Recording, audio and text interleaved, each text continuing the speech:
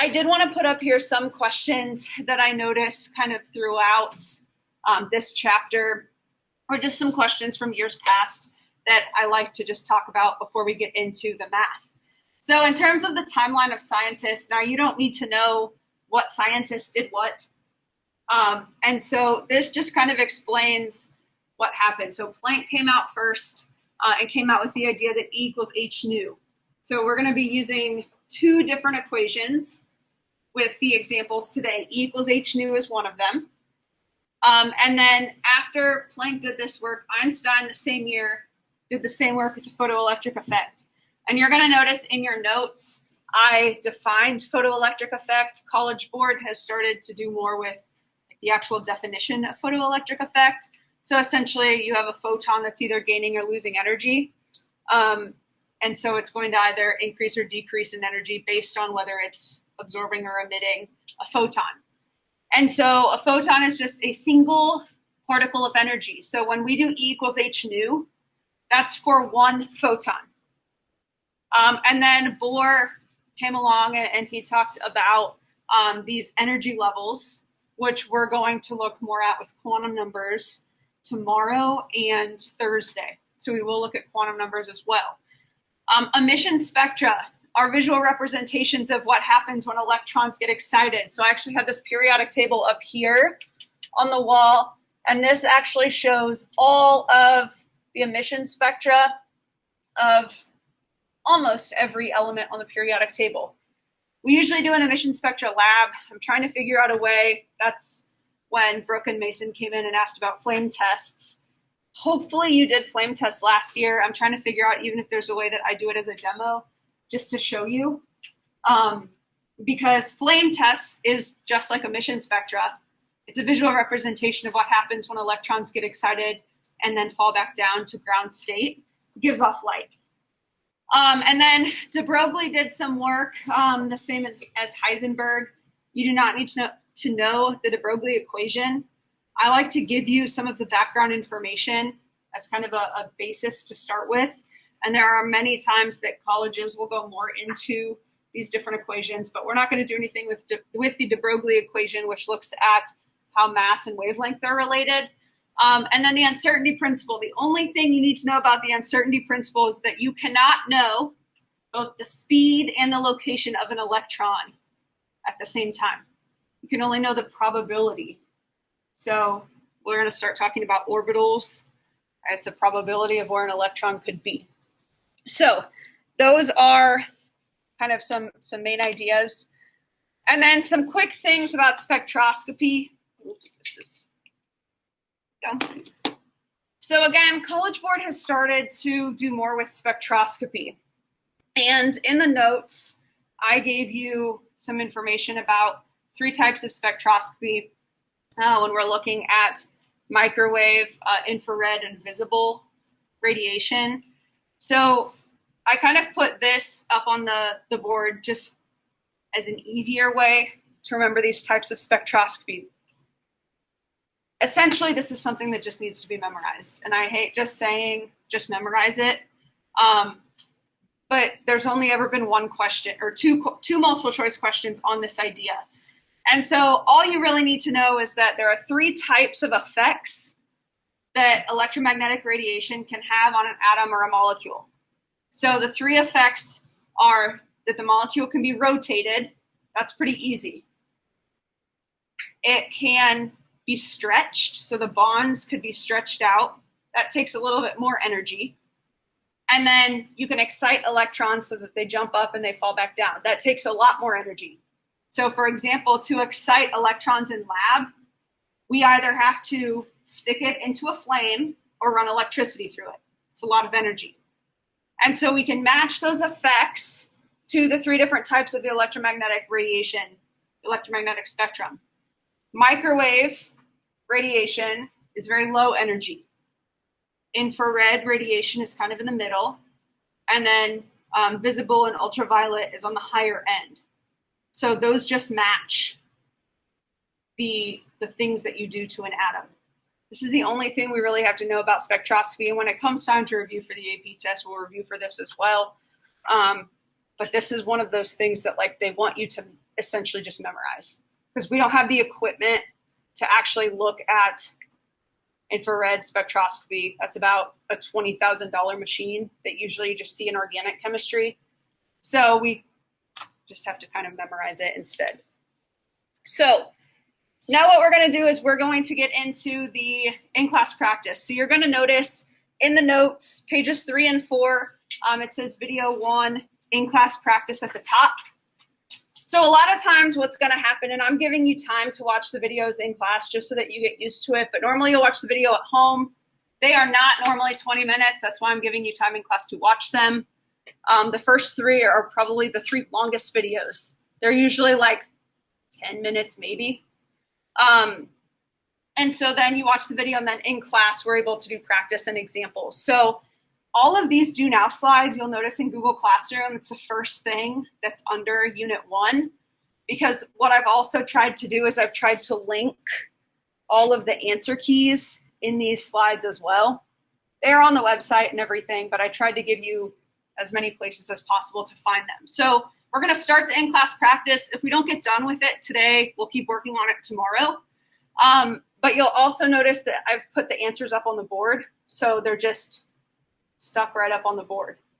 So a lot of times I'll do that as well. I will always have the answers posted in multiple places. I don't care if you take pictures of the answers I have posted on the board, because I have them posted online anyways. So, but the answer keys are on, like they're linked in here as well. So I'm just going to do the work up here so that way people that are at home can see this as well.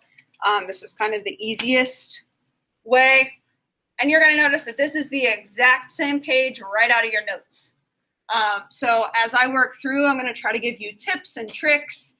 I'm going to talk about the equation sheet, and then we'll plug it into the calculator and everything as well. And I don't ever mind, like if we start doing practice and you're like, I'd rather stand up while I do this, and you want to stand at a lab table or something, that's fine too. You will want a calculator. So whether you have a scientific calculator, like a graphing, whether you have a smaller calculator, or whether you want to use your phone. However you want to do it is up to you. So we're just going to jump into the first example. So example 1 says that the yellow light given off by a sodium vapor lamp used for public lighting has a wavelength of 589 nanometers. All right, so as I go through and I read the question, I'm going to just underline like numbers, things that might be useful. Then it says, what is the frequency of this radiation? So I'm going to be solving for frequency. Now I do want to show you your equation sheet. All right, so this equation sheet is what you picked up today. Those of you that are at home, you'll pick this up tomorrow. On the equation sheet, the front, so you know it's the front because this is AP chemistry equations and constants at the top. Right here we have atomic structure. We have these 2 equations, E equals H nu and C equals lambda nu. You will be getting this equation sheet on every test and every quiz from now until the end of the year. So this equation sheet and periodic table you will always get. You just have to be able to use what's on the equation sheet. So we have these 2 equations right here that we looked at in the video today. Right? E equals H nu, C equals lambda nu. Let's say you're like, I forget what C is. Well, notice over here, it tells you, here's the speed of light. They also give you Planck's constant, which is H. And then they even tell you E, C, and lambda, or E nu and lambda, what those mean. You just have to be able to use this information. So if it's asking for frequency and we are given wavelength, we want to look at the equation that has wavelength and frequency in it. So if we look at our equation sheet, C equals lambda times nu is the equation that has wavelength and frequency both in it. Now, here's probably one of the biggest things that people miss. Units. All right, pay attention to units. I'm just going to write it across the top. Pay attention to units. Because if I look at this, so if I want to solve for frequency, so frequency is nu, so nu is c over lambda. Now, if we think about c is the speed of light. That's on the equation sheet. You do not have to memorize Planck's constant or the speed of light. It's on the equation sheet. But it's 2.998 times 10 to the 8th meters per second. This is why I said pay attention to units. The distance unit that is in the speed of light is meters. They gave us wavelength in nanometers. So what I'm going to do over here off to the side is I need to convert from nanometers to meters. A nanometer is tiny. There are 1 times 10 to the 9th nanometers in 1 meter. This conversion right here is one of the most important conversions in chapter 6. Being able to go between nanometers and meters, because many, many times wavelength is given in nanometers. So if I put this in my calculator, I'm going to do 589 divided by 1e to the 9. Get 5.89 times 10 to the negative 7. So over here, I'm still over off to the side. There's my wavelength that can get plugged in. The units that you need to plug in to the speed of light equation is meters and per seconds. Hertz and per seconds are the same thing. So then down here for wavelength, 5.89 times 10 to the negative 7th meters. Because what that does is that allows me to cancel out meters, and we're left with per seconds, which is s to the minus 1 or hertz. Either unit that you give is okay. But when I solve this, 2.998 E8, all right, so 2.998 times 10 to the negative, or 10 to the 8th, divided by this answer.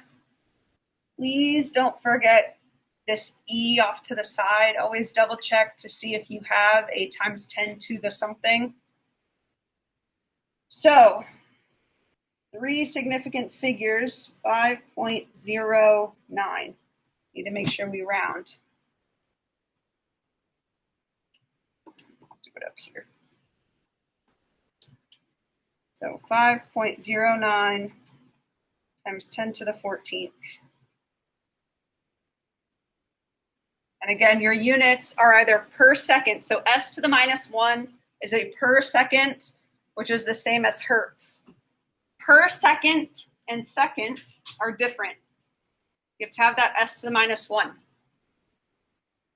So if we look at the next question, so I want to have you, I'll help you set it up, and then I'm going to have you practice putting it into your calculator. So it says an FM radio station broadcasts electromagnetic radiation at a frequency of 103.4 megahertz. So frequency, I'm just going to label, is nu. Now in this, I told you megahertz is 1,000,000 hertz.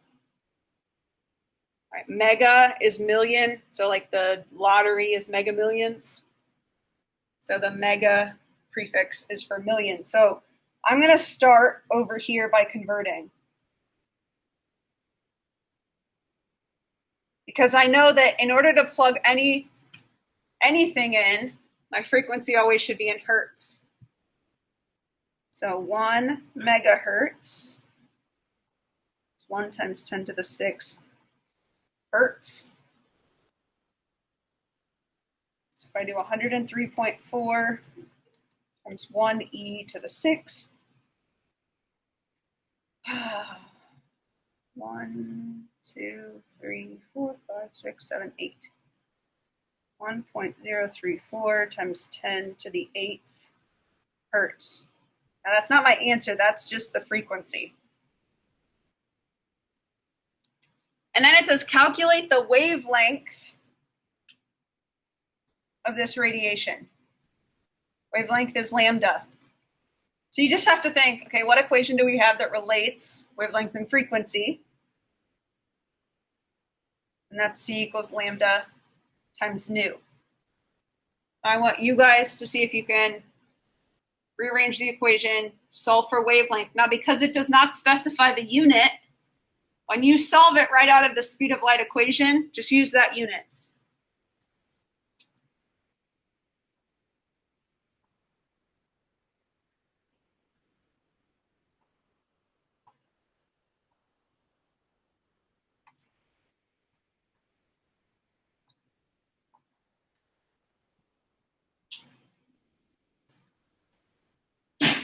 Bless you.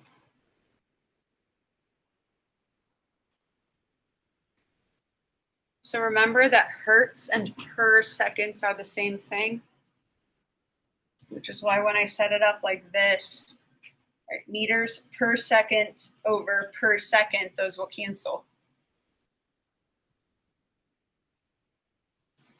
So 2.998 e to the 8.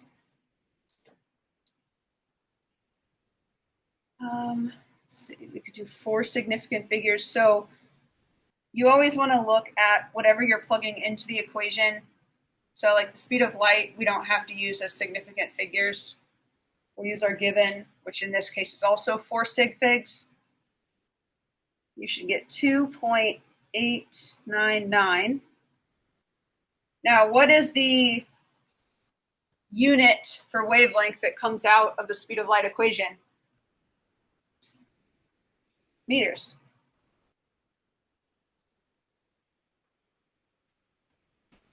So 2.899 meters. So those first two are just looking at the speed of light equation. C equals lambda nu. The second set of examples are going to also tie in E equals h nu. So notice that both of them have frequency in it. So frequency is a way that we can look at energy and wavelength. So example 2 says, given an electromagnetic wavelength of 5.7 times 10 to the negative 5th centimeters per cycle. That per cycle just means every one wave has a wavelength of 5.7 times 10 to the negative 5th. Calculate A, the frequency, so that's nu, and B, the energy. So we have 2 different things we're finding here. Now, before I worry about finding frequency or energy, we always need to make sure that wavelength is in what unit to plug into the equation. Meters. So 5.7 times 10 to the negative 5th centimeters. There are 100 centimeters in 1 meter. Quick review of the metric system. Let's do it right up here. King Henry died by drinking chocolate milk. That B is the base unit. This is like the general metric system, because we have nano, which is down further. We have mega, which is up higher, but these are the ones that are right in the center. So when you have your base unit, every time you have to move over, you add a 0. So 1 meter, right? Meter is bigger, so it gets the 1. I have to move 1 2 times, so there's 100 centimeters, 1 meter. So 5.7 e to the negative 5 divided by 100. 5.7 times 10 to the negative 7 meters. So there's my wavelength. So now that I have wavelength in meters, now I'm going to go ahead and find frequency. So over on this side for part A, we're relating wavelength and frequency, lambda and nu. So that's C equals lambda nu. I'm solving for frequency, so nu is C over lambda.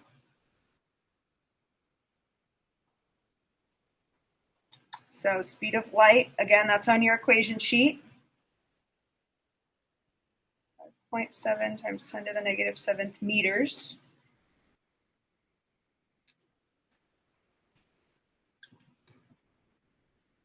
So speed of light divided by the wavelength, and 2 sig figs. 5.3 times 10 to the 14th. So again, meters cancel. I'm left with per seconds. Per seconds is the same as hertz. So whether you want to use per seconds or you want to use hertz, that's up to you.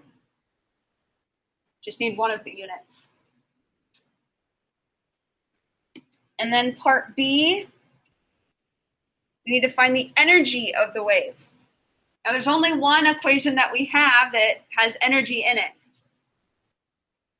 And that's E equals H times nu. So E is energy. H is Planck's constant. Again, you do not have to memorize this. It's on your equation sheet. So if you look on your equation sheet, Planck's constant is 6.626 times 10 to the negative 34th joules times seconds. And if you're like, wait, what? Just look on your equation sheet. Over on the right-hand side, gives us Planck's constant. And then we have our frequency that we just found. Now here's one thing when you're plugging in an answer that you just found. So we rounded our frequency here when we wrote our answer.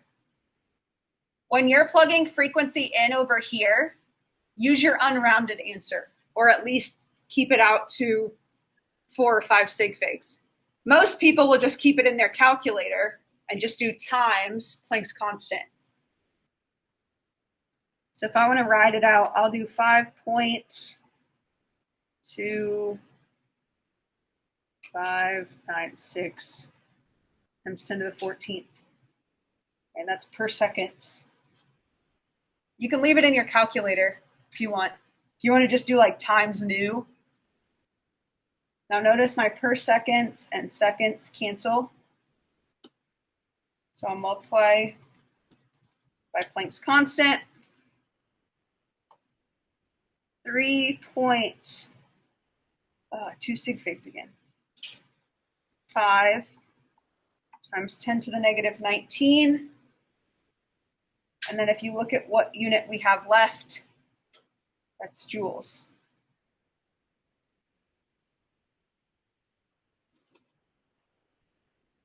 So this E equals H nu. This lets us find the energy of one photon.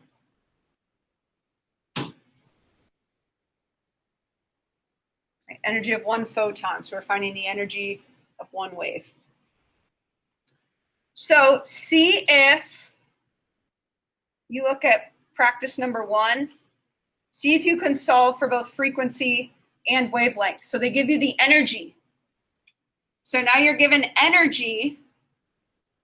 See if you can find both frequency and wavelength.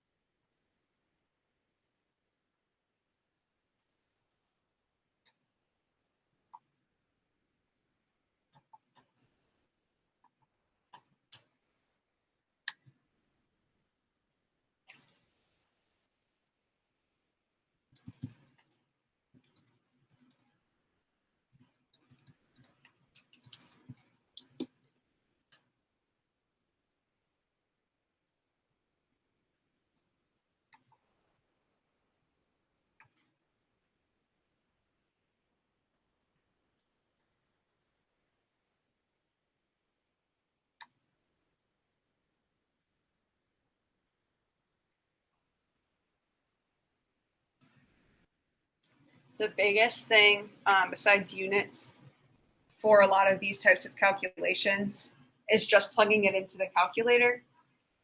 I know I've found myself before where I miss a negative, which is why it's really important that you even do this just to show your work, right? Even just write the numbers down, because if you write the numbers down and it was a calculator error, you won't miss all of the points, right? If you're showing your work, I can still give you partial credit.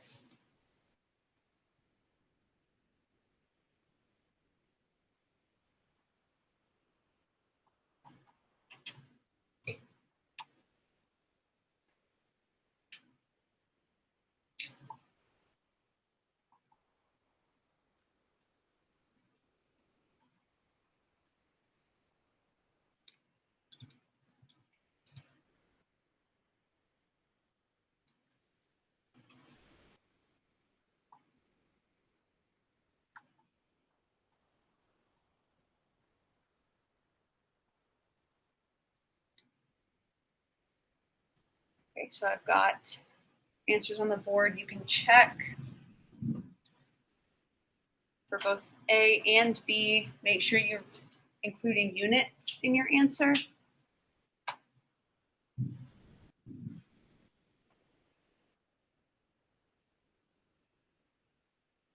So for frequency, you have per seconds, and for wavelength, because they did not specify the unit for wavelength, you could leave it in meters, be okay. If they wanted nanometers, you'd have to convert. You'd have to multiply by 1 times 10 to the 9th.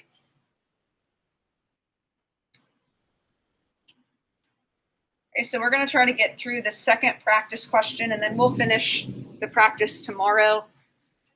So for practice question number 2, it says a laser emits light with a frequency of 4.69 times 10 to the 14th per second. So I'm going to label that frequency.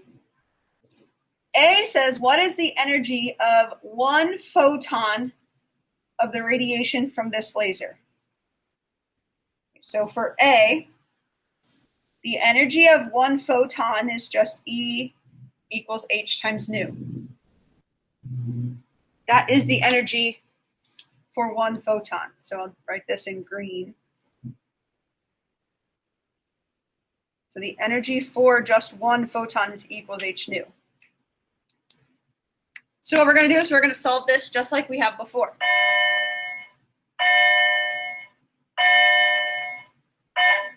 So Planck's constant, 6.626 times 10 to the negative 34th joules times seconds times the frequency.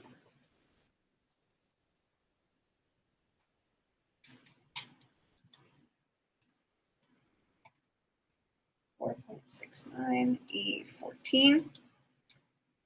So again, my per seconds times seconds cancels out, because that's the same as S over S.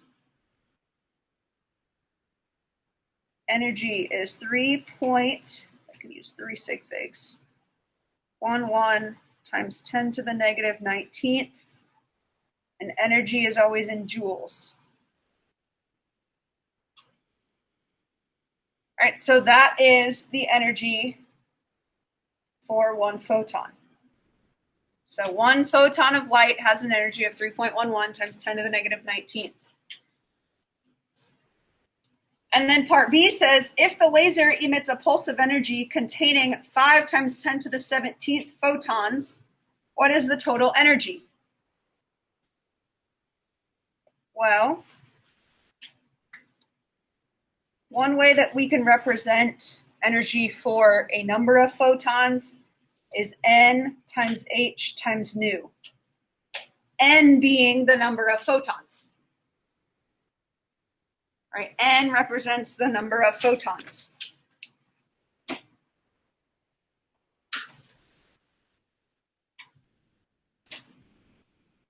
So for all of the photons, it's N times H times nu. We just found H times nu. All right, so instead of like plugging everything in, we just found h times nu to be this. I'm going to do E equals, n is the number of photons. The problem told us 5.0 times 10 to the 17th photons. We just found h times nu to be 3.11 times 10 to the negative 19th. So we just multiply those together.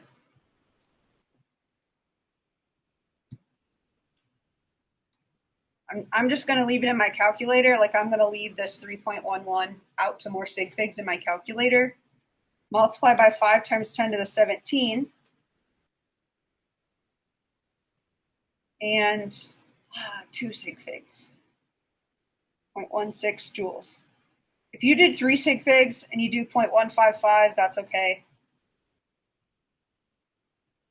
But there's the energy for all of the photons. It's just n times h times nu. So then C says if the laser emits 1.3 times 10 to the negative second joules of energy, how many photons are emitted? So again, if I do E equals n times h times nu, this now is the total energy. 1.3 times 10 to the negative second joules. I'm solving for n. I'm solving for the number of photons now. Remember, we solved for h times nu already. The frequency isn't changing. So 3.11 times 10 to the negative 19. So 1.3 e negative 2 divided by